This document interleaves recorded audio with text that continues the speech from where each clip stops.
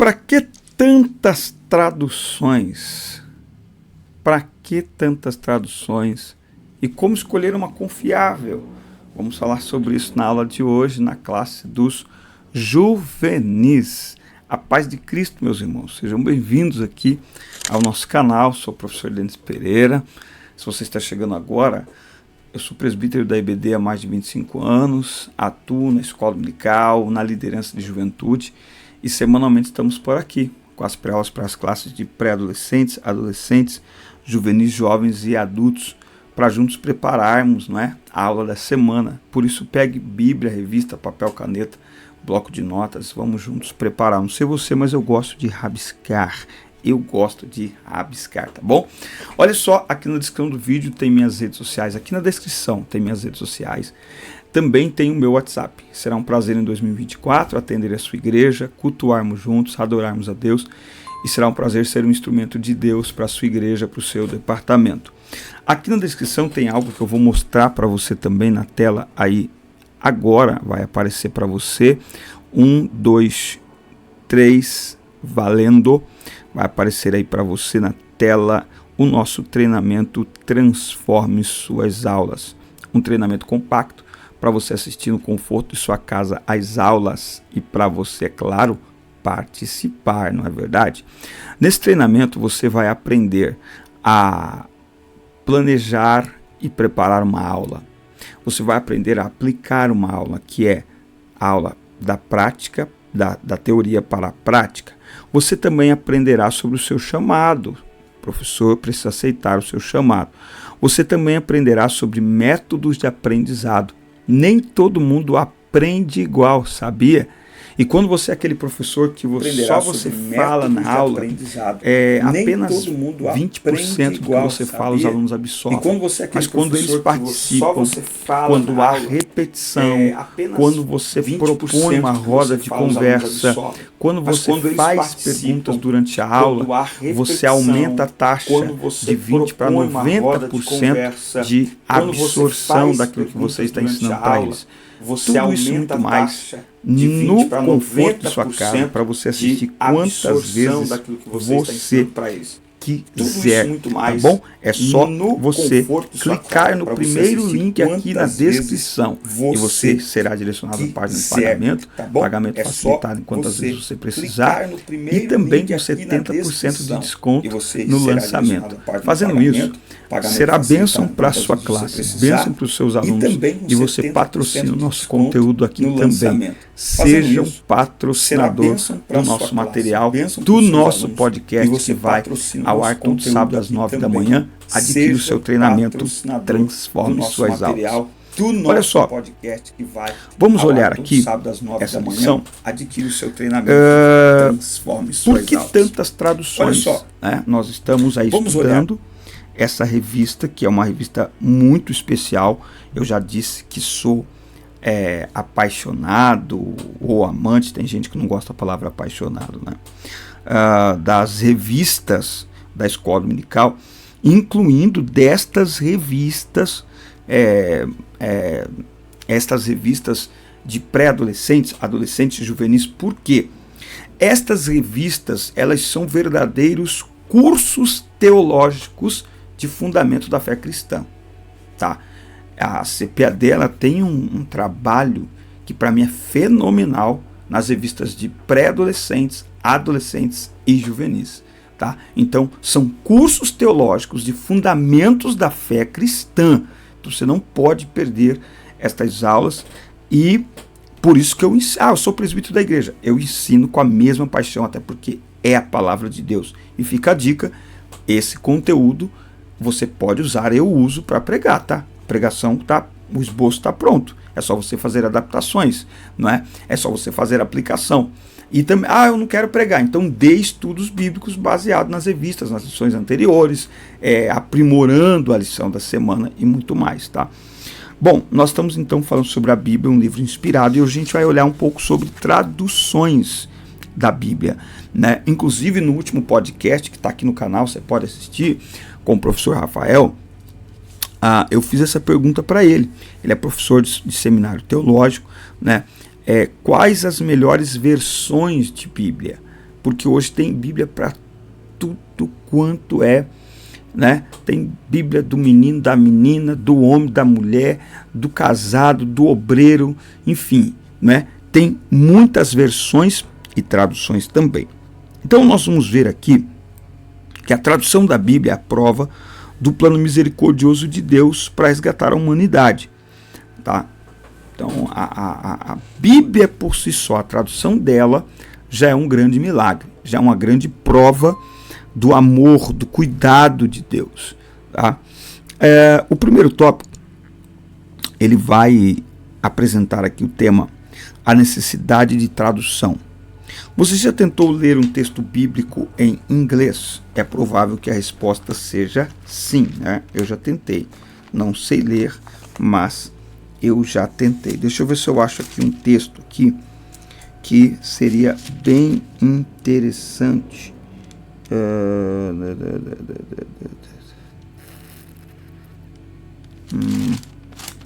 Deixa eu olhar um texto aqui da palavra de Deus. Ó.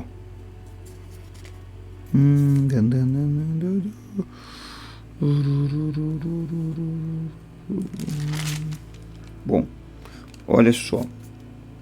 Depois eu vou tentar encontrar esse texto aqui, tá? Olha só, mas veja bem. Você já tentou ler um texto em inglês? É provável que a resposta seja sim. Mas em japonês, chinês ou alemão? É impossível para aqueles que nunca tiveram contato com esses idiomas.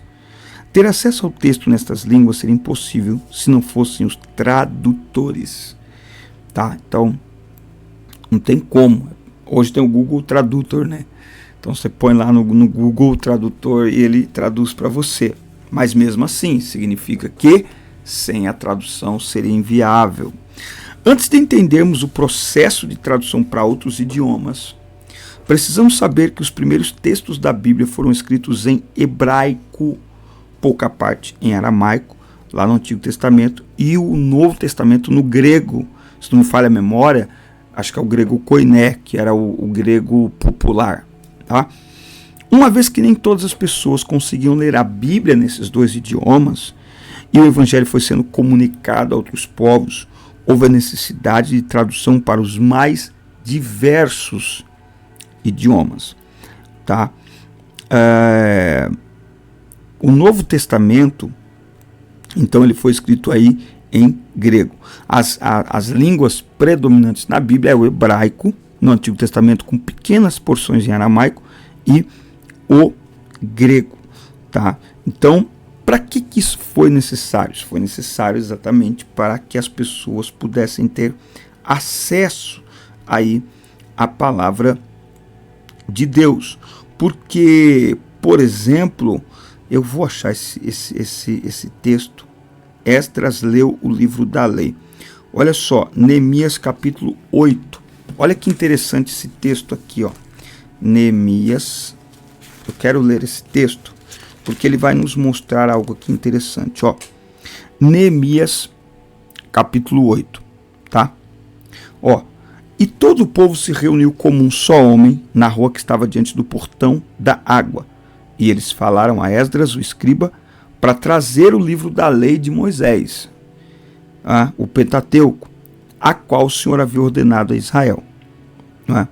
Olha só, e o sacerdote Esdras trouxe a lei diante da congregação, tanto de homens quanto de mulheres, e de todos que podiam ouvir com entendimento no primeiro dia do 7º mês. E ele, presta atenção, e ele leu ali, diante da rua que estava diante do portão da água, desde a manhã até o meio-dia, diante dos homens e das mulheres, e daqueles que conseguiam entender, e os ouvidos do povo estavam atentos ao livro da lei. E os ouvidos do povo estavam atentos ao livro da lei. Olha só isso aqui, ó. Olha isso aqui, ó. Olha que lindo isso aqui, ó. Olha só o que diz o versículo o 5, ó. E Esdras abriu o livro à vista de todo o povo, porque ele estava acima de todo o povo. como num púlpito, não é? Num palanque. E abrindo-o ele, todo o povo se pôs em pé. Reverência. Reverência à palavra de Deus. E Esdras bendisse o Senhor, o grande Deus. E todo o povo respondeu, amém, amém, erguendo as suas mãos. E eles curvaram as suas cabeças e adoraram o Senhor com as suas faces voltadas para o chão. Preste atenção, que as pessoas estão se colocando em posição de adoração pela simples leitura da palavra de Deus. É por isso que eu falo que para mim o texto bíblico no altar é rei, irmão. Mas isso fica para outra hora. Olha só o que diz o 7. Aqui que eu queria chegar. Além disso, Jesua, quem que estava lendo? Quem que estava lendo? Esdras, não é isso? Esdras. Mas olha o que diz o 7. Jesua, Bani, Serebias, Jamim, Acube, Sabetai, Odias, Maazéias, Quelita, Azarias, Josabade, Anã, Pelaías e os levitas fizeram com que o povo entendesse a lei. E o povo se pôs em pé no seu lugar. Assim eles liam no livro da lei de Deus distintamente e davam sentido e faziam com que eles entendessem a leitura. Só para você ter uma ideia do quanto que isso aqui levou, a gente volta no versículo 3. O versículo 3 fala assim, e Esdras abriu,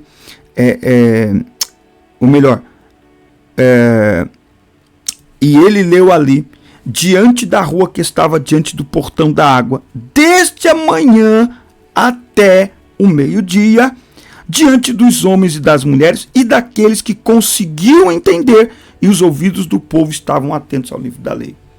Então, veja, Esdras está voltando para restabelecer o culto a Deus. Quando ele chega na terra que havia sido invadida, a terra está habitada tanto por judeus quanto por pagãos, pessoas de outro território que foram levados para dentro do território de Israel durante o cativeiro. Então, quando eles acham o livro da lei e Esdras vai fazer a leitura, quando você lê o texto, você percebe que Esdras não lê sozinho. Esdras tem uma equipe de pessoas que não apenas acompanha a leitura, mas ajuda o povo a entender a leitura. Por quê? Porque aqui tem uma mistura de cultura e de idiomas. Então, cada um aqui está responsável por fazer uma parte do povo entender na sua língua e na sua cultura aquilo que está sendo lido por Esdras. Isso para mostrar a importância, a necessidade, a impredissibilidade da tradução. Que isso, gastei o português agora. Bom, além de compreender o texto em sua própria língua, a tradução permite ao leitor interpretar a Bíblia corretamente. A Bíblia é completa em si mesma. A Bíblia interpreta a própria Bíblia, é uma das regras da teologia, não precisando que se acrescente mais nada ao texto sagrado. Isso não significa que não podemos consultar um bom dicionário ou comentário bíblico que forneça informações históricas, culturais e teológicas importantes para a interpretação do texto bíblico, tá? Então isso aqui não é apenas aconselhável, como isso aqui é necessário. É necessário que a gente tenha aí, faça uso de recursos para compreender aquele texto, né? Então, por exemplo, a palavra lamparina para a cultura atual, ela não representa nada. Representou talvez para os nossos pais e avós. Para os nossos filhos, para os netos de hoje, lamparina não representa nada. não é? Você falar de Mateus 25 sem falar da cultura em que estava inserido aquele texto, você empobrece o texto. Por quê? Porque veja que é a noiva que vai ao encontro do noivo. Na nossa cultura é o contrário. É o noivo que espera pela noiva. A noiva entra, mas quem está esperando é. Em Mateus 25, quem é que está esperando quem? Em Mateus 25, é a noiva que espera o noivo. E é ela que vai ao seu encontro. Mas isso tem uma cultura ali, que é preciso olhar para conseguir interpretar o texto. Senão, você empobrece a interpretação e pode até mesmo interpretar de forma equivocada, né? E isso aqui é muito interessante. Hoje eu vi uma pessoa falando assim na internet sobre, acho que é Lucas capítulo, quando o homem está lá no tanque de Betesda e Jesus chega para curar ele, e aí a pessoa falou assim, por que Jesus não curou ele? Porque ele só andava com gente ruim. Não, é porque ele era aleijado. E ali era o lugar onde as pessoas aleijadas, os cegos ficavam, não tinha outra opção. Então, é preciso analisar o contexto cultural para não interpretar de forma incorreta o texto bíblico. E esse é um exercício gostoso. Vocês viram o que eu acabei de fazer aqui? É maravilhoso. Você abrir a Bíblia e fazer isso, e mexer, e escrever, e anotar. Isso aqui é maravilhoso, e o professor precisa gostar de fazer isso. A história das traduções. Vamos ver agora como se deu a tradução do texto bíblico. A primeira tradução das Escrituras ocorreu em textos do Antigo Testamento, originalmente em hebraico e aramaico, para o grego. Essa tradução ficou conhecida como a Septuaginta. Com o crescimento do Império Romano e a centralização do cristianismo em Roma, houve a tradução do Antigo e do Novo Testamento para o latim, língua oficial do Império, que ficou conhecida como a Vulgata Latina. Tá? Agora, muitas pessoas perderam suas vidas, muitos servos e servas de Deus perderam suas vidas para que nós tivéssemos acesso ao texto bíblico, como vemos nos dias atuais. Tá? Então, a Bíblia, ela nem sempre esteve nas mãos de todas as pessoas. Tá? A Bíblia, durante muito tempo, ela ficou nas mãos de algumas pessoas. Eu até aproveito aqui, eu vi o Fábio Pochá, aquele ator, que é muito influente, enfim, e ele falando que os cristãos, eles seguem aquilo que o pastor fala, né? Porque eles não têm Bíblia, o crente não lê Bíblia, né? O pastor fala lá uma coisa lá e ele sai seguindo. Isso é uma mentira, isso não é verdade, não é? Nós hoje temos a Bíblia e somos responsáveis por cumprir a palavra de Deus e por praticar a palavra de Deus e por manifestar a palavra de Deus, né? Se algum cristão não faz isso, é responsabilidade dele. Nós não estamos mais em um tempo onde a palavra de Deus estava nas mãos de apenas algumas pessoas. Não. Elas estão... Olha só. A Bíblia está hoje ao alcance de todos. Anotou aí? Ela está ao alcance de todos. Tanto como livro, quanto no tocante à sua interpretação. Hoje, qualquer pessoa pode aprender a interpretar a Bíblia, né? Então, regrinhas básicas que a gente deve perguntar ao ler um texto, né? Então, primeira pergunta: quem escreveu o texto? Quem escreveu o texto? Segunda pergunta: para quem foi escrito? Então, quem escreveu? Para quem ele escreveu no primeiro momento? Por quê? Porque para nós entendermos o que o texto significa para nós hoje, nós precisamos mergulhar no texto para entender o que ele significou para quem ele foi escrito, quando ele foi escrito. Entendeu? Então, ó, quem escreveu, para quem escreveu, quando escreveu. Regrinhas. Quem escreveu, para quem escreveu, quando escreveu. Ok?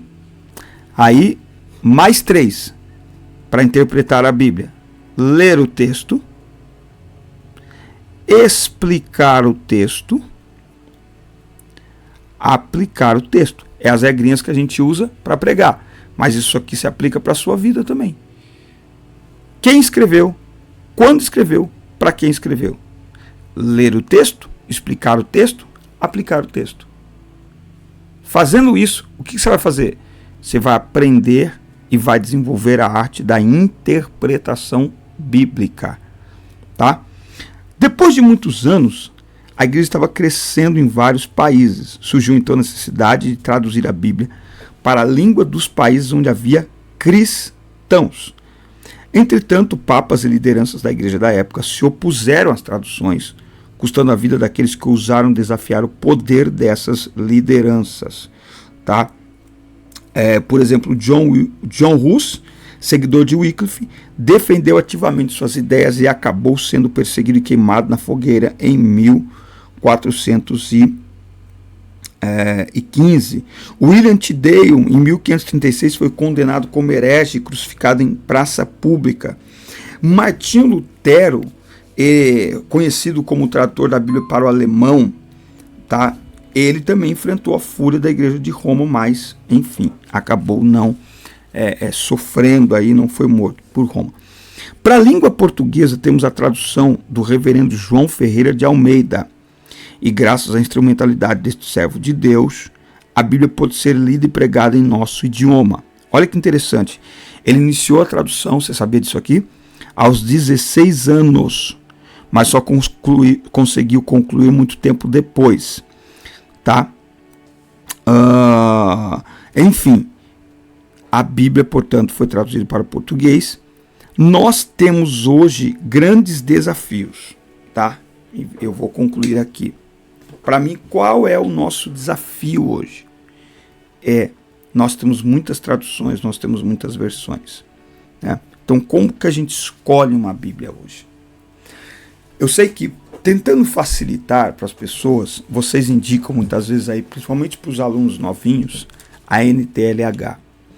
Mas eu queria sugerir que vocês não indicassem a NTLH como primeira Bíblia. Por quê? Porque na NTLH existem palavras que elas tiram o sentido do original. Tá? Então, a minha sugestão é Almeida Revista Atualizada, Nova Almeida Atualizada ou a NVI. Tá? Eu não tenho nenhuma das três. E por que você está indicando? Indicação do professor Rafael, inclusive vou comprar as 3 este ano. Não tenho nenhuma das 3 porque eu aprendi a ler nas tradicionais João Ferreira de Almeida. Tanto é que quando eu vou ler uma NTLH eu tenho dificuldade. Por quê? Porque a primeira leitura, o primeiro registro de um livro que fica na nossa cabeça é a primeira versão que a gente lê. Então, quando eu vou ler uma outra versão de Bíblia que trocou a palavra, a minha mente automaticamente faz a leitura. Eu estou olhando a palavra ali, mas a minha mente, o meu cérebro busca aquela palavra na versão que eu li a primeira vez. Isso é fantástico, isso acontece toda hora comigo. Então, eu não tenho, mas vou comprar essas 3 Bíblias e indico vocês que lideram a juventude na igreja, os pré-adolescentes, indiquem para eles. Se depois eles quiserem comprar uma NTLH, ok, mas a primeira leitura precisa ser feita em uma versão mais consistente, não é? E nós não precisamos ter medo disso. Por quê? Porque nós temos o Espírito Santo. O Espírito Santo nos ajuda. O Espírito Santo ele nos dá graça para entender a sua palavra. Segundo o relatório da Aliança Global, em 2020, cerca de 1,5 bilhão de pessoas, falando 6.656 línguas ou dialetos, não têm a Bíblia completa em sua língua. Desse total, 225 milhões de pessoas falando 3.945 línguas não possuem nenhum versículo traduzido. Esse é um desafio para a nossa geração e nós precisamos orar e reverter, trabalhar para reverter este quadro, né? Então, imagine se nós não tivéssemos a Bíblia na nossa língua, né? Então nós temos a Bíblia na nossa língua e isso é uma grande bênção.